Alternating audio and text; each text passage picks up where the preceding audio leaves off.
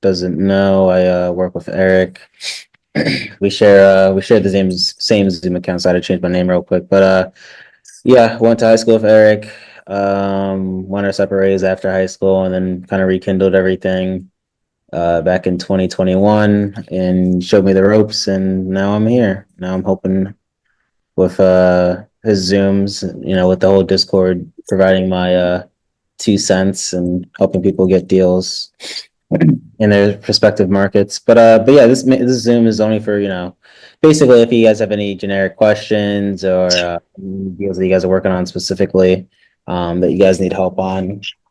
So yeah, you guys could ask away. I could share my screen. I could talk about what I got going on because I basically wholesale. That's pretty much all I do. It's my only source of income. So I wholesale in the Tampa Bay area where I am currently, and I also wholesale back where me and Eric grew up in Pennsylvania. So I have deals within the two states that I work on. I've been doing it for 3 years now. So and I could show you guys the do's and don'ts of the trade, and try to help you guys get your first deal or deals under your belt. Any questions that anyone has currently? Anything that you guys are working on that you want to chat here about?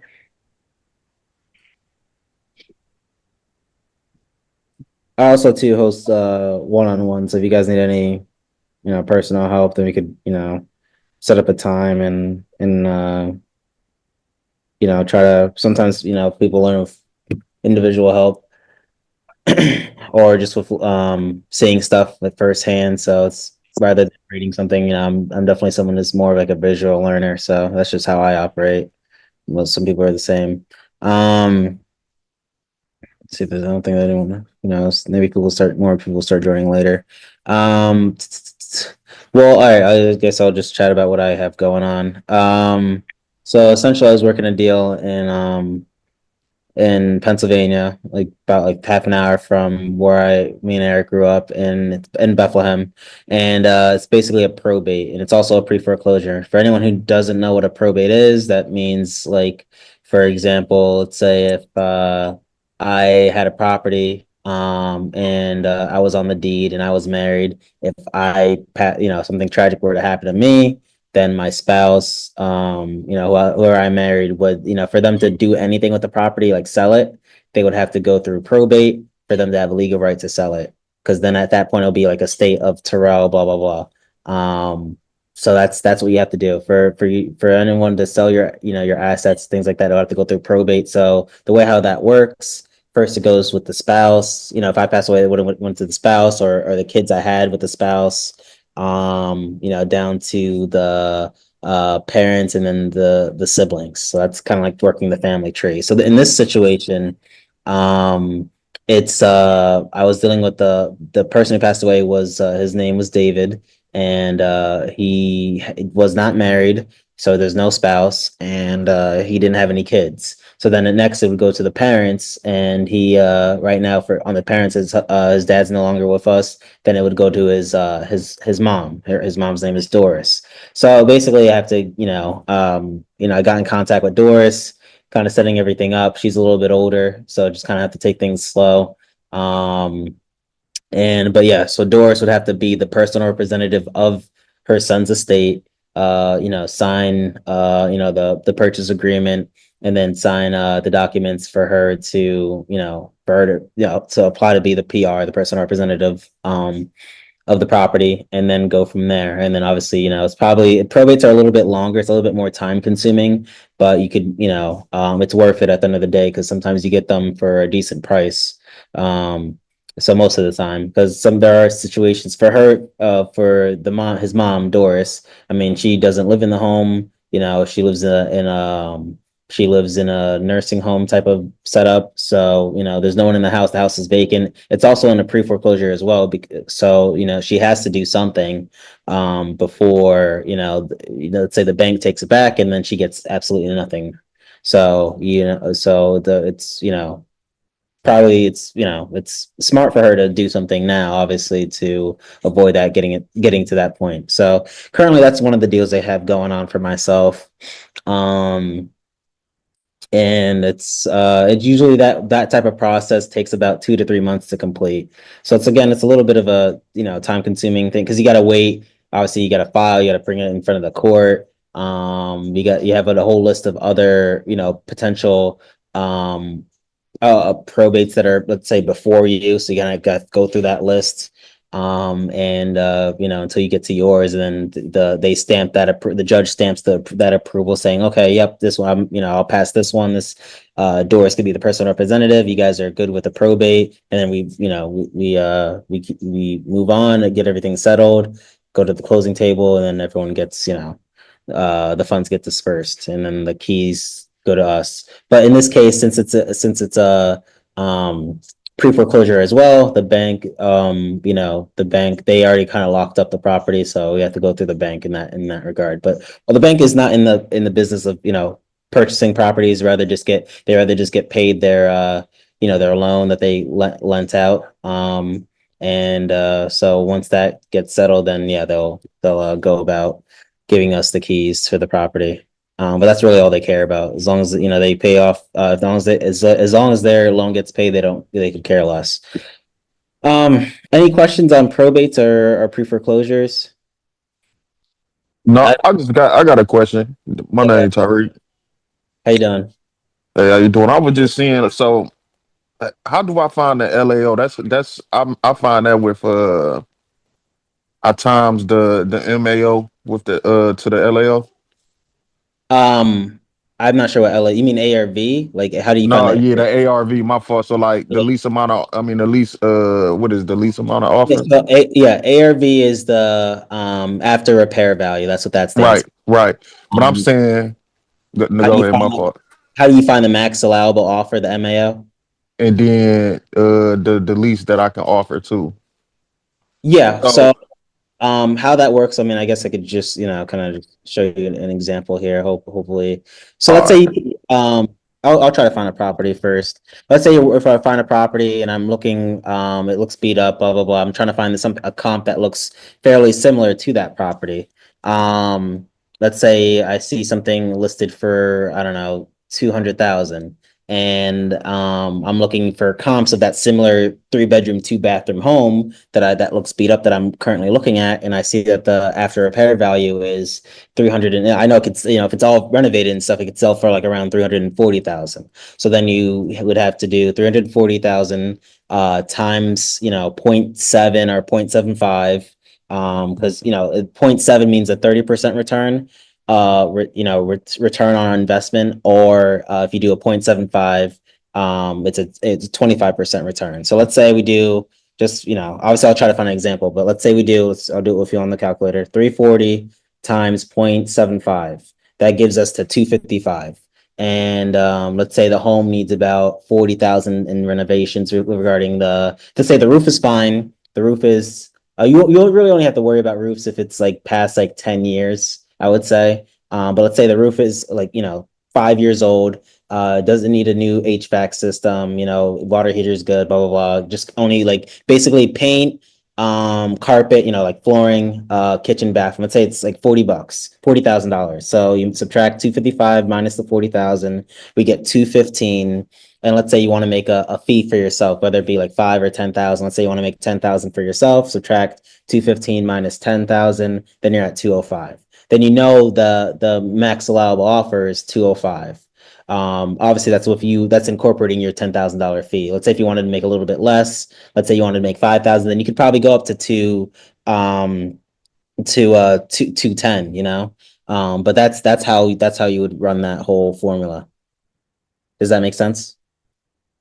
Yeah, I get the so okay, so how will I know the pricing of everything as far as me walking into a house and knowing, okay, well, this needs brand new paint and HVC vac, all that stuff. Like, how will I know the pricing on that if I'm So not? there's a repair calculator in the Discord. And also too, I think I forget what the dollar man is. I don't know if it's like $35 per square foot for like some, let's say if I'm working a house that's like 1,000 square feet, let's say I think it's 35. Usually it could be a little bit higher in some areas, but like let's say times that by 35, then so like 35, I think it's like $35, maybe a little bit more per square foot. That's kind of like if everything needs to be done. Granted too, I'm not a licensed contractor. I just kind of know the pricing for certain. I know what some stuff will amount to because I've been doing it for 3 years. But like I said, there's a repair calculator in the Discord. Um, see if I can find it real quick. That shows you kind of like the whole estimated value for first thing. So like if it's a light rehab, some again this is from 20, this is back when I was working with Eric in his office. So like I think the Okay. number a bit higher, but if you're I just did I wholesaled a deal like around Thanksgiving, and the house was it needed everything, like from like roof to flooring to everything. It was, let me see if I can bring it up. And I don't have the pictures are on my phone, so like I would have to go on my thing and pull it up that way. But this was the house here that I sold. Hmm. Um, so painting. It was also the smoke. It's there was a tenant in there that lived there for like 20 years. So like there's they smoked constantly. So there's that too. So like I said, flooring, paint, roof, all that kind of stuff it needed. Just a full generic rehab from top to bottom. My buyer came back saying that even though it was like 784 square feet, he said it needed about around 50 to 60K in work. But that's again because it was to get out, getting when you're dealing with a home that's like, you know, smoke infested or like mold infested, like the numbers kind of go up a little bit more because it's all through the ventilation system. So that Right. too. But yeah, at home like so like again, it's a little usually it should cost something like this. It should cost like around from top to bottom, it should cost around like 45. But since it was again, getting rid of that smoke and all that kind of 20 years of that, you should have seen it. It was pretty much really bad. The walls are pretty much yellow, and then like she had the tenant had paintings, and like you tell like where the paintings were on the wall. You could see like it was like wider. And then Yeah, like I get what you where they patched everything up or something. yeah, yeah. Yeah. Well, no, not what like I'm saying, like just like because the paintings were there and she smelled like it was yellow around Oh, okay. It was yeah, but then you take the painting off and it's just like white, you know? yeah, yeah. It was a different shade than what it Yeah, was. so like you gotta, do everything with yeah, it was just bad. She was Uh, to be a smoker. But anyway, yeah, that's just for an example. So something like this would be like 50 to 60 again because it needed everything. But let me go back to the repair calculator here. But yeah, this will be your lifesaver. This will help you out. Most if you're looking at distressed homes, most of them are going to need average work.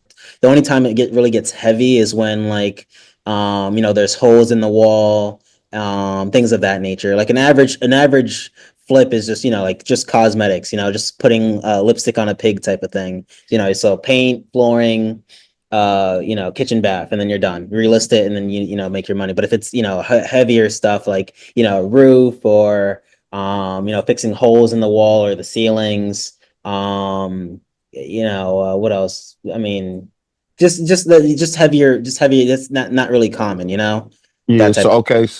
So all right. Say that house. Okay. Say the house that you just showed me it was for 200,000 just and it's vacant. It need to be fixed. And I go in. So I would and it need it got holes in the walls. It need new carpet. Everything you just said. So I Yeah. would do. So what I would do 200,000 times point No, seven.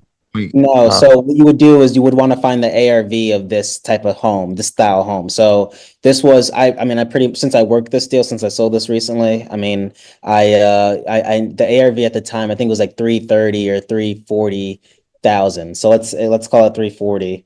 Because it's yeah I'll pull up the other comps that I saw. But like it was 340. Let's say you times it by 0.75. I'm getting 255.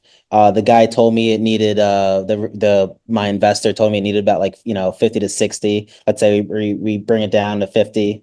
That's I'm at 205, and then let's say I wanted to make 5,000 for myself. I made more than five, but like I mhm. let's the 5,000 minus 5,000 will bring me to 2,000. So 200,000. So again, I got under contract for 200,000, sold it for a little bit higher than that. Um, Right. Okay. That's how it works. You know, you want to, here's your, here's the property, here's the subject property here. What you want to do is duplicate your tab. So I'll duplicate the tab here, and then I'll look and I'll do other, this was a 2 bedroom, 1 bath. So I'll look for other 2 bedroom, 1 baths in the same neighborhood. So that's what I did. It was actually, I found this one just pretty much driving for dollars. I didn't have to do any like marketing or anything I would like that. So which was pretty good. It felt good. I mean, to find that one and then call him and be like, because again, it wasn't listed anywhere. It was off market. So Hmm. I was driving over to this area here. There's a park over there, and I just saw this house on 26th Avenue. But again, let's I'll go back. I'll go to sold. Um, I'll go to 2 bedrooms, and I'll go to anything that's sold under, let's say, 1250 square feet. I could go do 1,000. But let's say we do 1250 within the Quick past. question for you. Yeah. When you were, I know you said you were driving for dollars for that. Yes. Did he have like a sign in his yard saying like for sale by owner, or he just No, kind of? no sign. It just looked like this. It looked a little bit rougher than this. The roof was shot. Just looked kind of like the yard was a little bit trashy. Just looking at the amount, like this is a new construction. Here's a new construction. Like, it just felt out of place in a sense. Right. And so was it like vacant? Or there It somebody living was. there? There was a tenant living there. I called him around, I would say like end of September, early October of 2024. All right, And I'll he's be right back. I'm out back on. Sorry about that. No, you're good. So it was occupied at that time when I called him, but he said the tenant will be out in November. So then I gave him a ring in November. I think it was like first or second week in November, and he's like, "Oh yeah, she's out. Would you want to go see it?" And then I saw it that same day. I met him his name was the seller's name was Rodney. So yeah, it was just his long time tenant, I think of over like 15, 20 years. Wow. And then she finally, I don't know where she moved to, but she just obviously moved. And I made sure I set my follow-up date for, November to give him a call. And he's like, "Oh, yeah, yeah, she's still out. We're actually cleaning up the property now if you want to take a look." And then then we closed. I think it was 2 weeks later we closed. Um, Wow.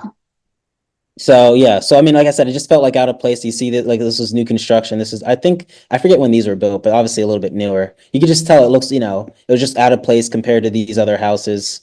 This one was bought recently too, I think a year ago. I would have called this one too, but it was already bought. So there's already someone Mm. working on this one currently.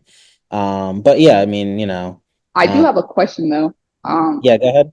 As far as like, I'm not sure if you ever heard of this place. It's called Stanford, Florida. But I do have like an off-market house over there that like I've seen a for sale by owner sign, but it's not listed anywhere like on any Okay. platform. Yeah. But it is in a, I'm not gonna lie, it's in a nice neighborhood, and I'm assuming that it's probably gonna be like a turnkey, if not very bare minimum rehab on that. So like, do you think that's something that I should still pursue, or? Yeah, yeah, you could still pursue. I've sold houses that are like light, like I said, a light rehab. So you just gotta find if I don't know how much money you have to put into it. I haven't seen the home. I don't know the size of it, but like if it's a light rehab, if there's still we could put granite countertops. If you could upgrade the flooring, maybe a nice coat of paint on the outside for on the exterior type of house on the exterior of the house. Then yeah, I mean there's value there. You could reach out and kind of see for yourself. I mean, I don't know if I think you said you drove by it or something like that. So there's a for sale Yeah, by owner sign. So I mean, yeah. if it looks like from the exterior like it could use a touch up, then yeah, there's potential there. Like I wouldn't call, let's say, like if I scroll back Google Maps, I wouldn't call something like this. I mean, something like this. I Mhm. wouldn't. It's pointless. It's pointless to call this one. It's pointless to call this one. Um, The one thing about the house, though, I looked it up on Popwire, and they you still know. have a mortgage on it. So Yeah, that's as long as it's like not a crazy, let's say like, I don't know. it's like Um, 100,000, like 150,000, but the worth of the house is like 300,000, yeah, like market that's value. that's fine then. You would call on that. You want to try to call stuff that are at least, I mean, people call whatever. I mean, Mhm. obviously not try to call properties with like little to no equity. But I would say calling properties that are like, let's say, more than 60% equity. in the home. So that would obviously fall under that. And you would call them, and I've dealt with properties with mortgages on them all the time. If it gets yeah, you could call them and just kind of hear what the seller has to say. He or she will tell you about the house and all the value it could bring, because obviously they're going to try to sell it. They're trying to be their own agent. They don't want to list it with anyone else. Rather just list it with themselves. And then but yeah, that's what I would call them right now and just try to find out, find out the big thing too is just finding out their motivation for selling.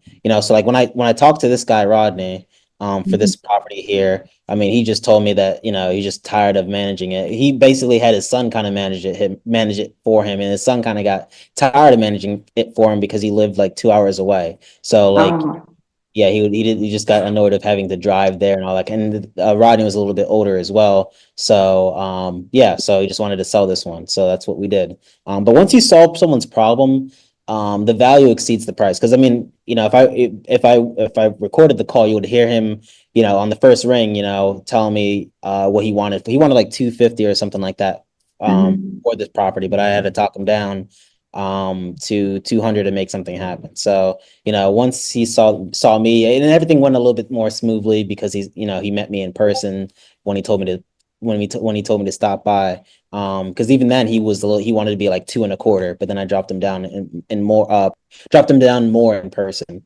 Mm. to the 200 thing, but 200,000. But I yeah, try. value exceeds price. So just remember that. Find out what the reason, the motivation why someone is selling, and then once you're able to fix their reason why, because everyone's selling for a problem, to help solve a problem. So once you Right. find what the problem is and you help solve the problem, then you should be able to make something happen most of the time. So I mean, it doesn't work for everybody, but majority. And and right. And so the one thing about this person that's selling their property, they like don't answer their phone. I'm not sure how or why, but they live like literally in my same neighborhood. So I was planning on going over there on my day off to go and knock on there. Yeah, you can do that. I've done that. I still do that to this day. If no one's home, I mean, this is a good time for you to like, get cards. Like I have cards in my car. Terrell buys houses. I also have a card like that I keep behind my in my phone case. So if I ever meet somebody, if I don't have my pack of cards on me in my car, then I just obviously take out my phone case, and then there's a card in between there, and I give them my card. But yeah, knocking on doors is old school, and it's helped me get deal. I mean, I did a deal back in September. And it was a property that I actually called first, and then she didn't really give me the time of day, but then I actually met her in person. Oh, like by knocking on the door, and a few months later, obviously closing in. It was another driving for dollars lead. It was back in like around like I want to say like April or whatever, but she said she wasn't ready to. She wanted to move out and like around like in the summer, but then obviously it led to September, and then we were Go able to through close. everything, and there you go.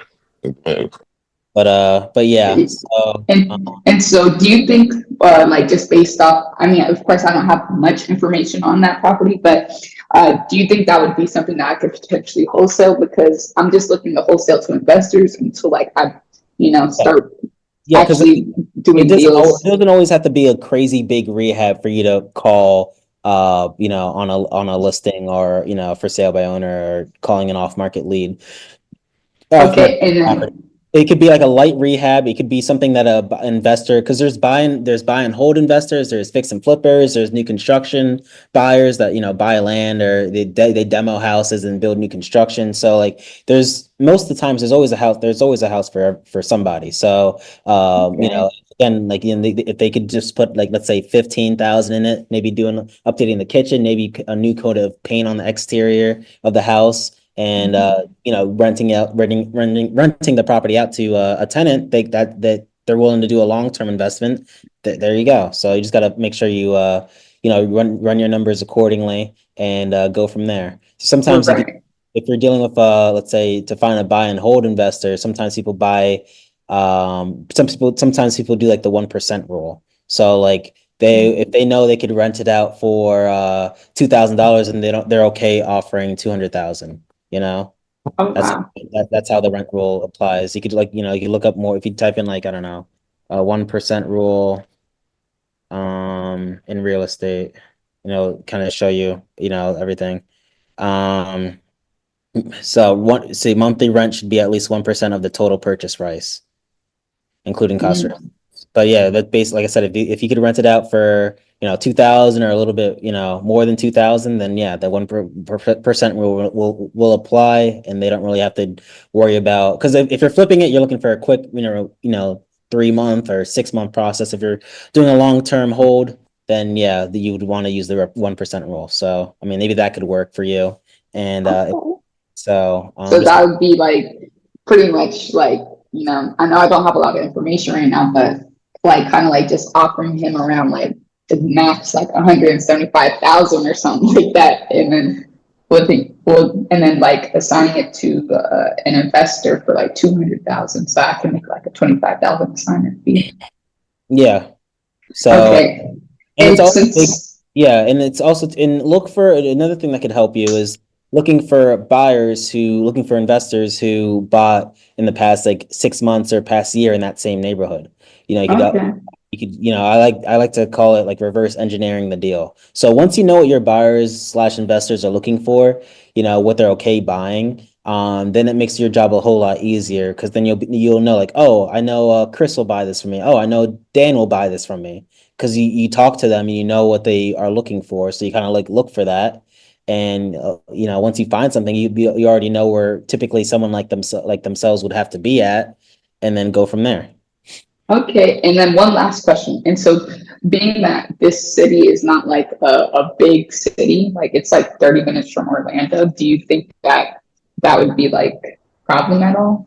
No, not at all. I mean, I've heard of Sanford before. I'd never done anything out there, but I mean, like, there's probably still a lot going on around Sanford, where it's like, since it's just outside Orlando, like it's, the people live there. I know for a fact, because it's Orlando's, it's pricey, they'd rather live, a little bit away, and then, make their commute, whatever. There's definitely going to be buyers out in that area. Like if I were to go to, like, let's say, PropStream. I know you have PropWire, but let's say if I were to go to Mhm. PropStream and I type in Sanford, um, Florida,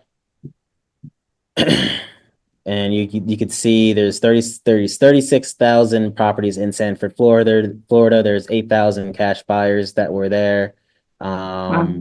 so you could, so 8,000 of those 36,000 homes were, they were bought with cash.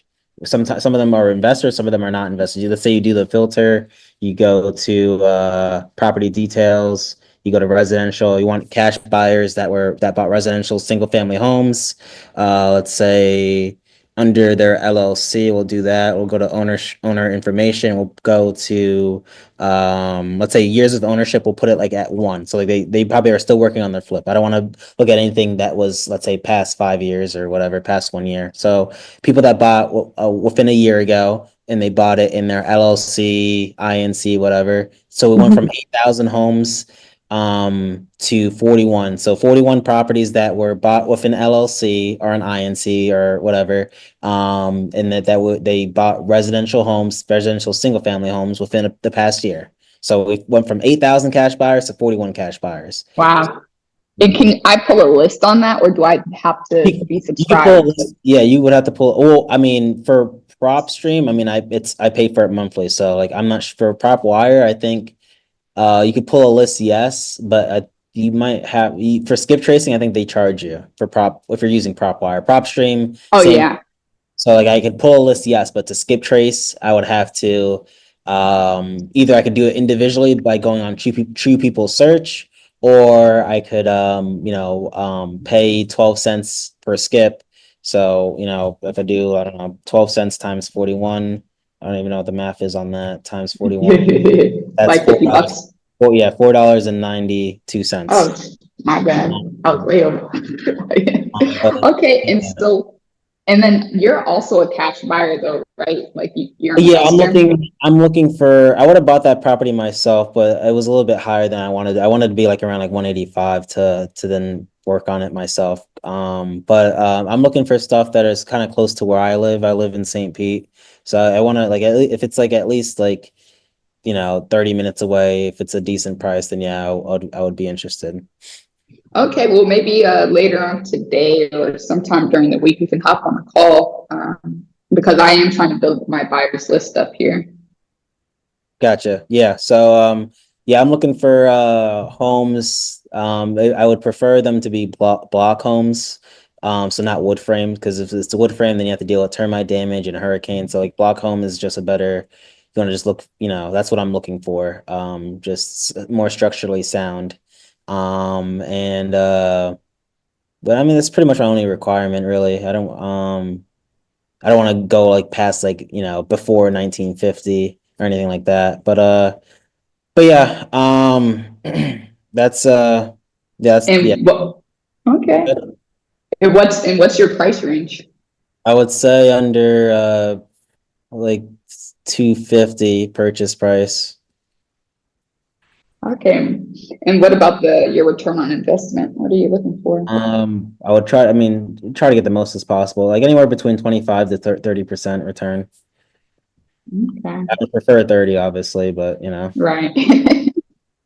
no, sometimes it can be difficult to happen in this market. But anyway, yeah. So yeah, there's 41 cash buyers. You can click on here. Here's Eureka Home and Business LLC. They're based out of Orlando. You could see that mailing address there. They bought this house for $80,000. It's currently saying it's on the market. So I guess maybe they fixed it up by then. So let's see. Let's go to 4510 Douglas Street in Sanford. Let's copy, let's paste. It's probably up on the market for like maybe like 300 or something. Who knows?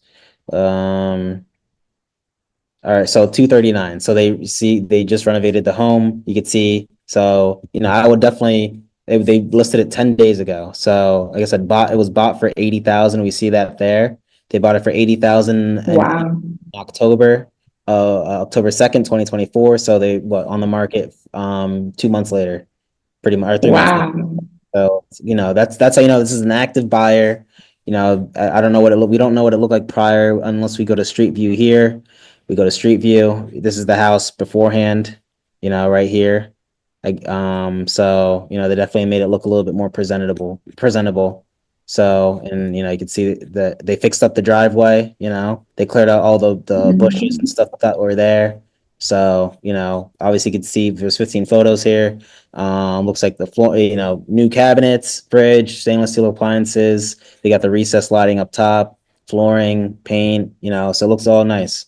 And they probably will maybe sell. It says here they bought it for 7. I don't know. PropStream said 80, so I don't know. But who knows? Either way, I mean, it still should be a decent return. What you could do if let's say if you wanted to find the buyer's information, the Eureka Home and Business LLC, if you wanted to find out their information, you could. Oh, okay. So this person just double closed on this property. So basically, it's kind of like someone like myself. Like I usually do assignments. If you double close, then it hurts your assignment fee because you have to pay on it twice. But anyway, so let's say Okay. let's say I was Royal Palm Equity. So they found it was on market, right? So found it because this property was listed. You can see it here. So it's sold on market. So if you just see where it says source and it says public record, that means it was sold off market. But if you see the MLS kind of stuff here, then it was sold on market. So they got it under contract for 70, and then they sold it. Let's go to PropStream here. Then they sold it to Eureka Home and Business for 80. So then they made 10,000. You can see that there. A little bit less than 10,000 because you have to double close on it, but you get the idea. Right. It'll be like 8,000 or whatever. So they're in it for 80. So yeah, and if you wanted to call on Eureka Home thing, whatever you would go to, let's say you could call up the agent. Her agent's name is Myra.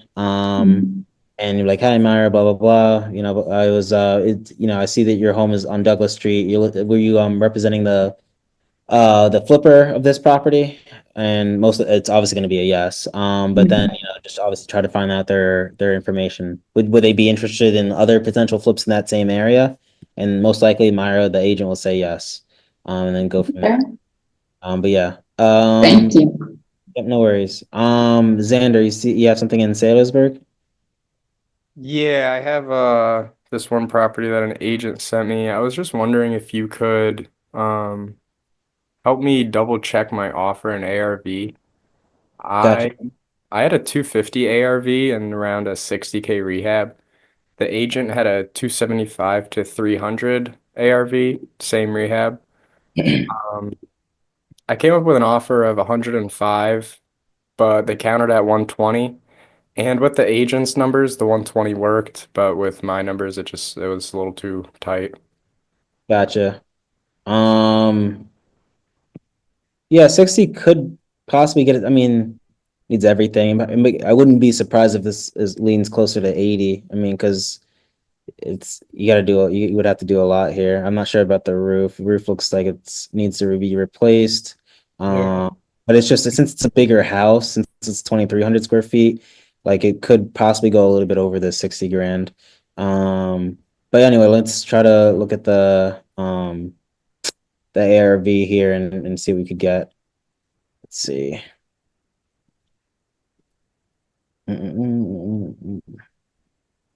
What was this? A three bedroom? Three bedroom, one bath, 23. Okay.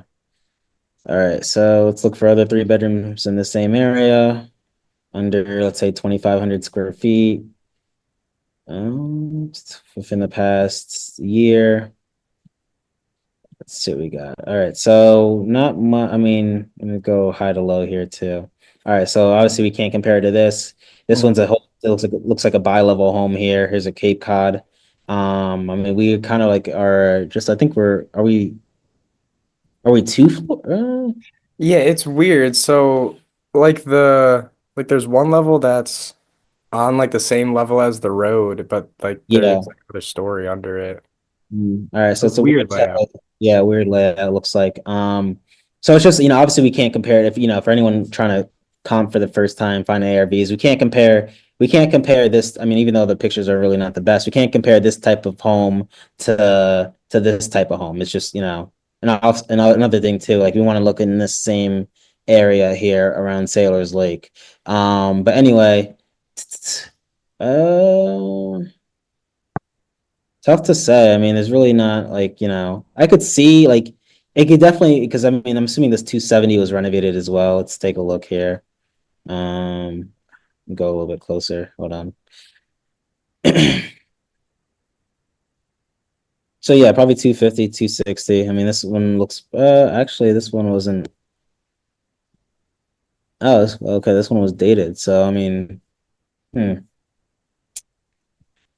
Okay, so this one wasn't bought by an investor or anything like that. Was this one renovated at this 260 here? This one wasn't renovated either, and it sold for 260. Okay. All right. So both these homes, this wood paneling here. Yeah, this one's dated. So I mean, will it sell? I mean, I don't know.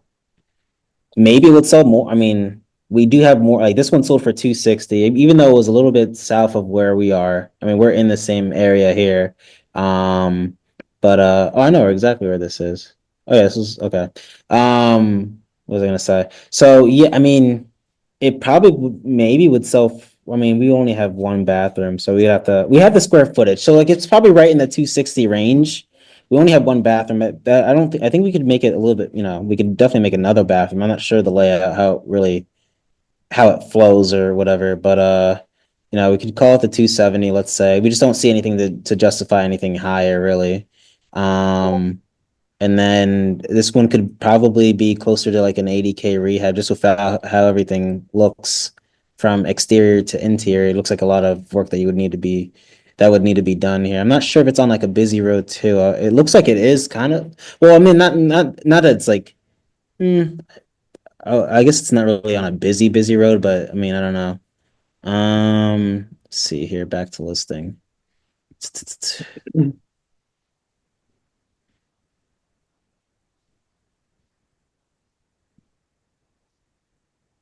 Prairie Valley Road, Hamilton.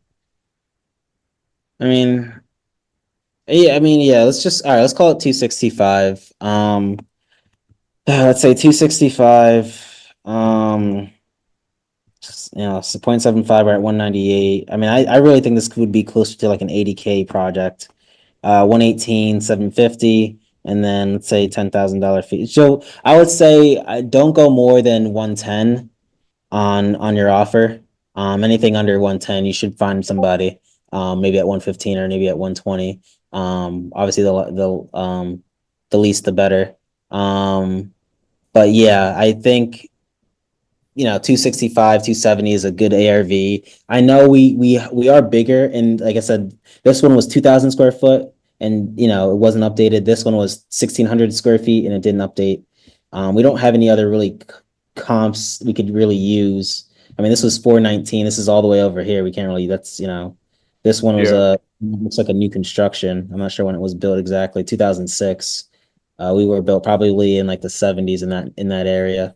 Yeah. Uh, 30s actually. Oh wow. Okay. So it's a lot older. So I would say it's closer to like because of how it looks and what would need to be done. I think, 80K, I mean, it's definitely gonna, need a pretty penny to get it all, updated here. But yeah, stay under 110.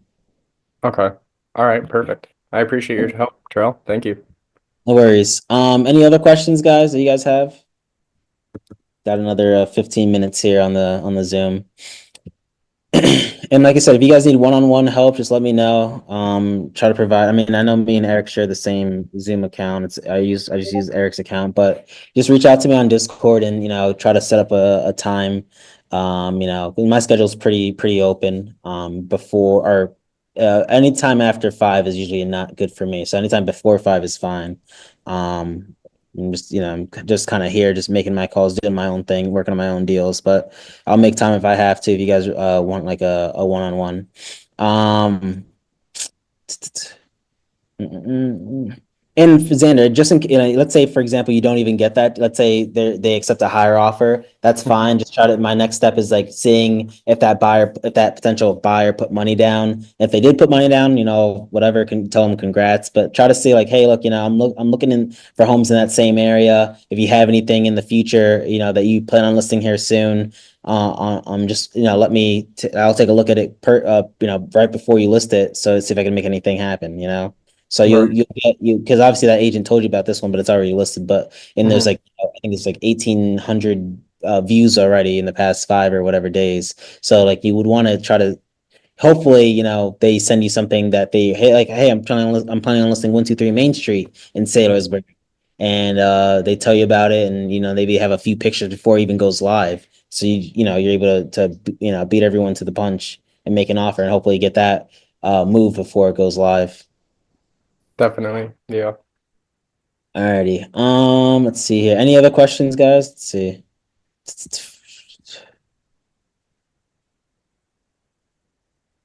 Um, I don't know what address was it in particular, Brian.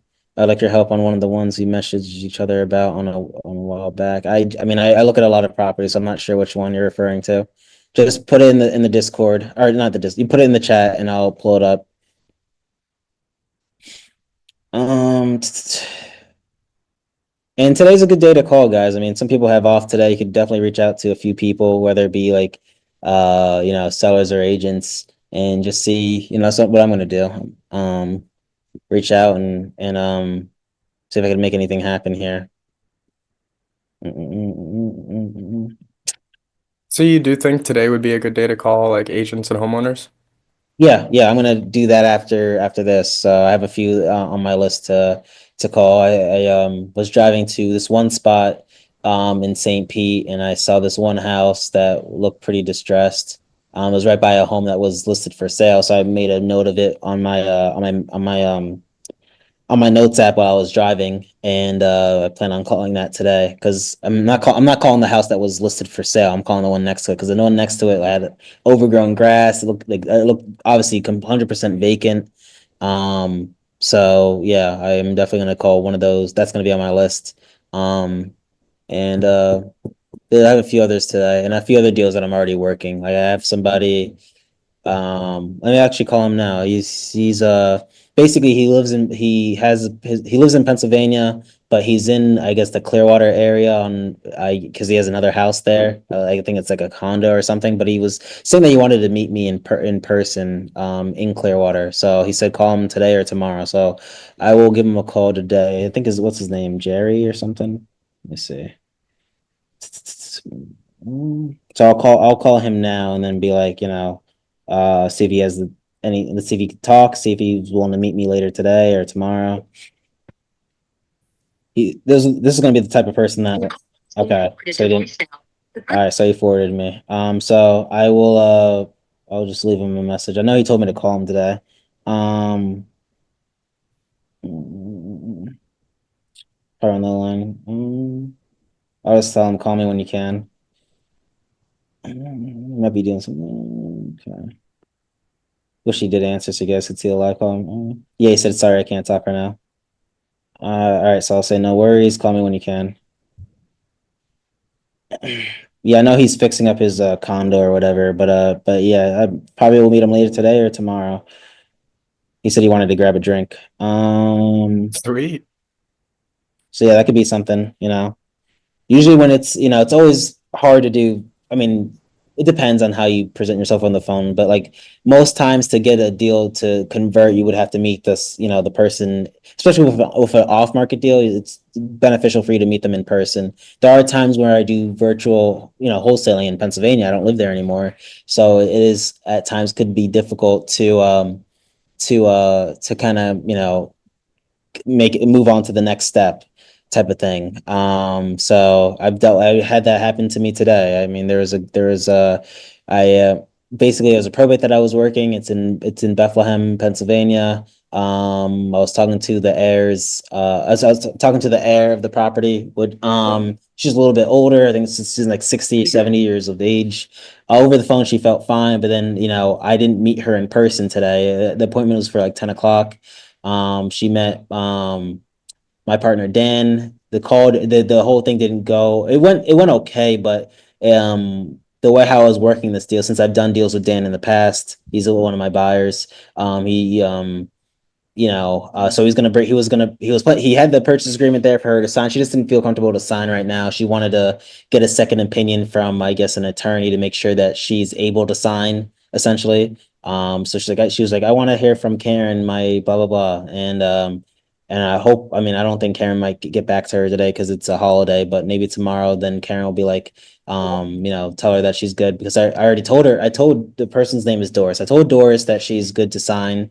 You know, because I said to her, so like, hey, you're getting all the mail from your son that passed away. You're getting, you know, basically saying that you had you know, you're getting all the stuff from him, you know, regarding the whole probate and stuff and everything like that pertaining with the case. So they wouldn't be sending it to you if you weren't the rightful heir. She's like, oh, I know, I know. She's telling me she knows, but she still wants to hear it from somebody else. Sometimes older people are like that. I don't know. Um, Jerry just answered me. That was a guy I was calling for the a deal that since he's in Florida right now. He said, "Sorry, buddy. I'm just tied up right now." That was his answer when I said, "Just call me when no worries, call me when you can." So hopefully he calls me back soon when I'm on the Zoom with you guys. But I don't know. He might be having something going on. So but yeah, so yeah, regarding that one in that probate, yeah. So I mean, if I was there in person, because she never talked to Dan before over the phone. It's just only been through me. So to have like throw like another voice or whatever that maybe could have been South. I don't know. But she seemed like she I called her after he met her at 10 o'clock this morning. And she said, I'm looking at what he gave me, which was the purchase agreement. Just basically it was blank, but it had her estate of her son's name. It was like a state of what's his name, David, and you know, had Dan's information. He gave him his because Dan's also a realtor, so he does flips and then lists the stuff that he sells. And there was no purchase price on it yet. But he wanted, you know, but he gave her all that stuff, so she has that. And then also too, she gave me the name of the let me actually call her. Okay, she gave me the name of her attorney. So let me see if I could call that attorney and maybe I could get a hold of her. Maybe we could do a live call that way. I didn't call her yet, so I'll call her now. Her name I think was Karen. So I'll call Karen. Hopefully she answers. I doubt it because you know I would assume she's probably not even in the office today, but who knows? This will be my first time calling this attorney if she gave me the right number. Thank you for calling the law offices of Brock and Scott. This call may be monitored and recorded. This phone is a debt collector attempting to collect a debt. Any information received will be used for that purpose. For a dial by name company directory, press 1. If you are a borrower or a consumer, press 2. If you are an authorized third party, press 3. If you are a lender, press 4. I feel like this might take a while.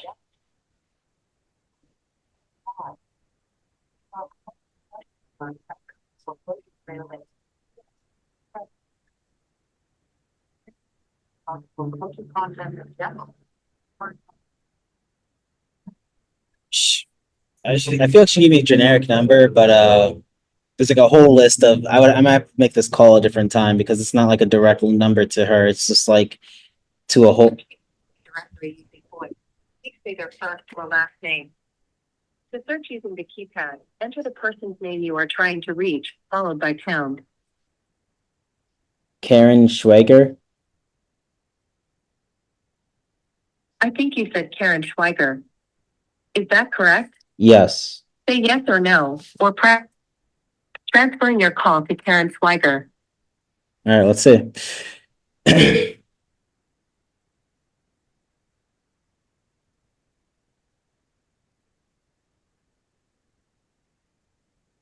I might just have to leave a message. I doubt that there are people in this law office today.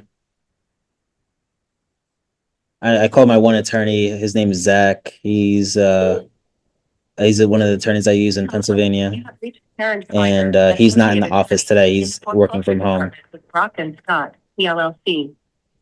Please be advised, this is an attempt to collect a debt. Any information given may be used for that purpose.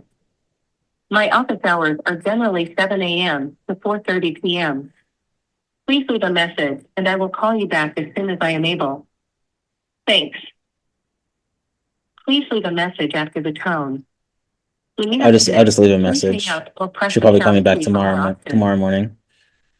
Hi Karen, how you doing? My name is Terrell. You were in contact with Doris Gross.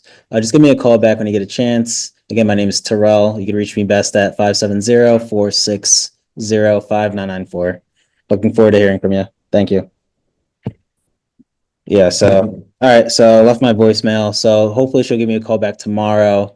Yeah, that's just that law office is just, the house isn't, basically it's a probate and a pre-foreclosure. So all they really care about, all Karen and her team care about is just getting that mortgage settled. So, I was telling Doris that it's just like, it's the same if I talk to my grandma, it's just like, sometimes I need to hear it from somebody else. But I feel like if I were to do a three-way with me, Doris, and Karen, then be like, oh yeah, so Terrell's trying to buy the property, even though I'm not really trying to buy it. But like, hey, Terrell's trying to buy the property. He wants to go through probate. That's what we need you to do, Doris. Blah blah blah. And so when set up a time where you can meet him and his partner, and you go through with everything. And then if he's already paying for an attorney, that's fine. Just make sure you get everything executed, and then we won't have to foreclose on the home. It's like, oh, okay, blah blah blah, and then we'll go from there. But like the fact that I'm just telling her this and she doesn't really know me. I think she's probably spoke to Karen maybe countless times. I don't know, but that could have been the reason why she was hesitant to have to meet my my guy Dan that went to her place today. So who knows? I don't know. Some of those are ones that I've phoned up to PA before for some deals, but this I feel like if this doesn't go well, then would have to probably fly up for like a day or two and just get everything situated. But yeah, so if that one works, it'll be a good fee at the end of the day. It's just trying to get there is going to be the hard part. Getting it to that step is just going to be the hard part. Any questions, guys? Think I'm all set. Gotcha. Let's see. So I got like 2 more minutes, guys. If you guys have any last minute questions. Again, just keep in mind, that what I was talking about was a probate. So if someone passes away in the family, it would basically go down the family tree, and the rightful heir would have to start the probate, be the executor of the estate, be the person or representative of the estate to legally be able to sell it. So in this case, Doris is the deceased mother. So Doris was the mom. Her son David passed away. David didn't have any. If a typical case, if David had a spouse or kids, then it would go to the proceeds of the sale would go to them. But since he was not married, he didn't have a spouse, he didn't have any biological kids. then it would go to the parents. His mom is the only one still living. So then it would go to her. And if let's say, let's say if both his parents passed as well, then it would go to his siblings. He has two sisters. So I mean, we don't have to go to that step because we are at the parent level and we could deal with Doris, and she could be the executor of the estate. So, we could go do everything through Doris and be fine.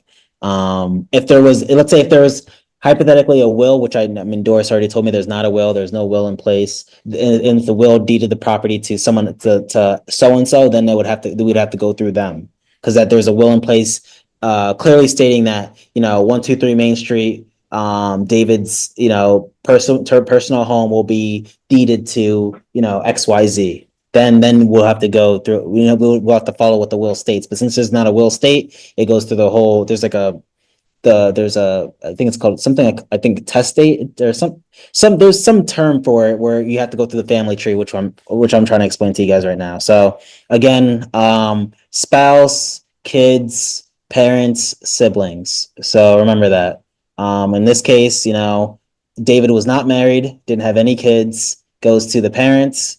His dad passed away, it goes to his mom. His mom's still alive, dealing with her. If both his parents were deceased as well, then it'll go to his siblings. I think I forget his two. I know one of the names is like Denise or something like that, but or maybe Diana. No, I think it's Diana. Then it will go to Diana and his other sister.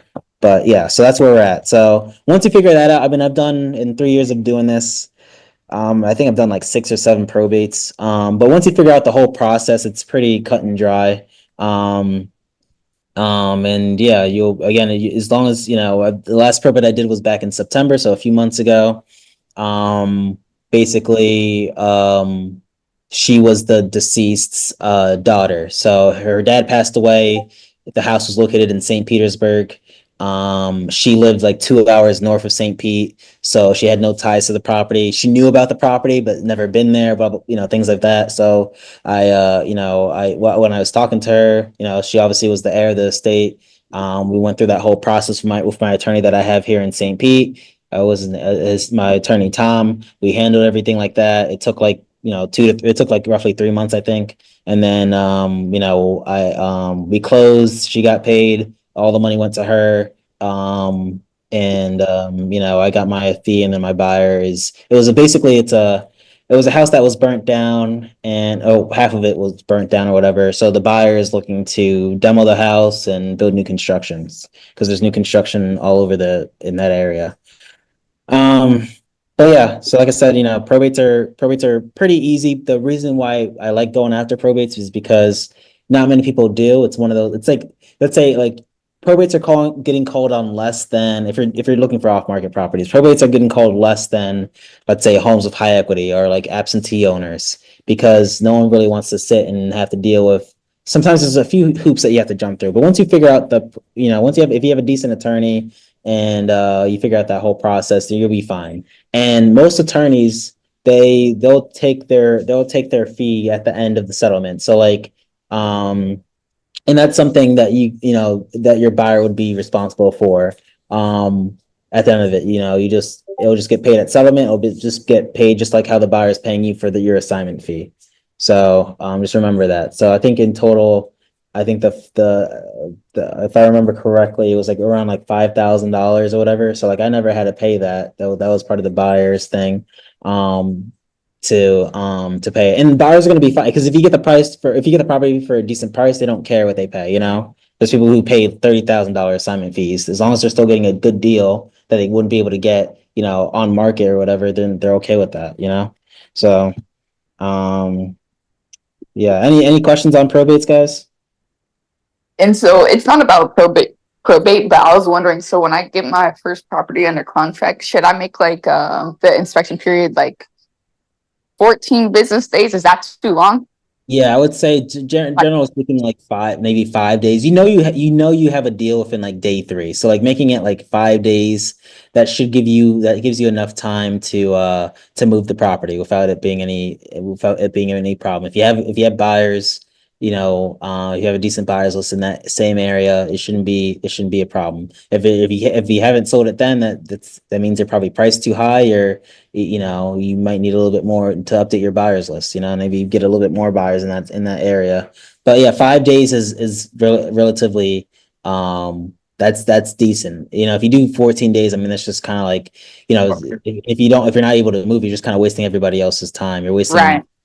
agent's time. If an agent is involved, you're wasting the seller's time, you're wasting your time. So 5 to 7, try to aim for that. 5 to 7. All right. And then what about the closing date? Should it like be like 30? Closing should be like 3 weeks. There's title companies, most title companies are able to get, if there is a mortgage on the property and things like that, they're able to get the mortgage in that time. And they're able to get mortgages in like maybe 3 or 4 days. So like giving you 2 to 3 weeks is plenty enough time to for them to get, let's say, to run a title search, make sure there's no liens or encumbrances on the property, make sure there's no mortgages on the property, things of that nature. And what if there is like a mortgage on the property? And if there's a mortgage on the property, then that gets paid through by the seller. So it'll be taken out of the seller's proceeds. Let's say you're under contract with a seller for 200,000. They have 50K left on their mortgage. You're not paying that mortgage. The seller is paying that mortgage. So they won't be getting the 200,000. They'll be getting, the whatever the balance comes out to at the end. Ah, okay. Well, yeah, thank you for that, because now I know exactly how to sell that house we were talking about in the beginning. Yeah. Oh yeah. Remember, the more like liens, the liens are paid by the seller. Taxes are paid by the seller, unless, again, less specified anyway. If there's additional terms of and it says buyer's responsible of sellers, liens and blah blah blah, whatever, then that's different. But standard practice, it's always sellers take care of their own mortgage, liens, taxes. Just What remember about that. closing costs?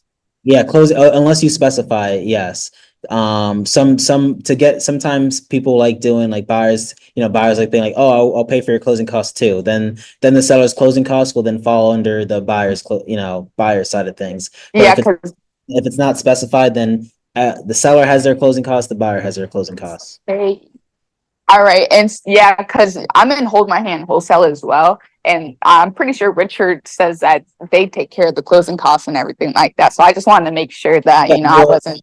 You could say I I do the same thing. You would want to say like, hey, look, I'll cover your closing costs to encourage the seller to want to go with you for your offer. Because if you're willing to pay for for their closing costs, then they're really not, there's not any money that if they didn't have a mortgage and whatever, then they'll probably entice them to go with that offer because, oh, Richard's paying for my closing costs, so there's nothing out of my pocket, Right, and so with him, I'm sure you're familiar with his group, and so with him, would that also be like cash deals or just seller financing deals? That would be a cash deal. You could also, I mean, if it could also be a seller finance deal too. But if you're closing on a property, you're gonna have closing costs. So whether it be a seller finance deal or a wholesale deal, I mean, you're gonna have closing costs. So you gotta specify who's paying what. So that would have to be written in that purchase agreement.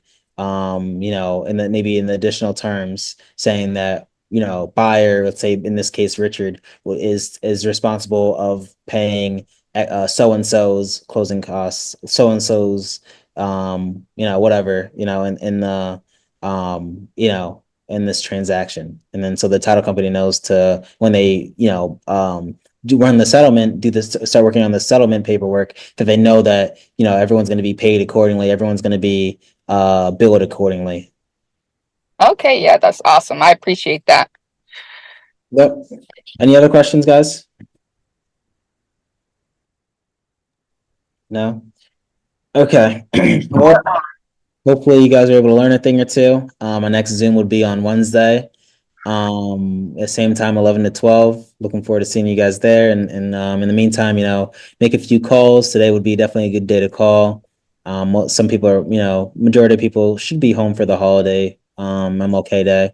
So you could always, touch base, and see if you can make anything happen. In the meantime, if you have any other questions, you could reach out to me on the Discord. I'm be happy to help you. I'll get to you guys in a timely manner. But yeah, guys, have a good rest of your Monday. Take care, Terrell. You too. Thank you for your time. Thank you. Yep, of course. Yep, later.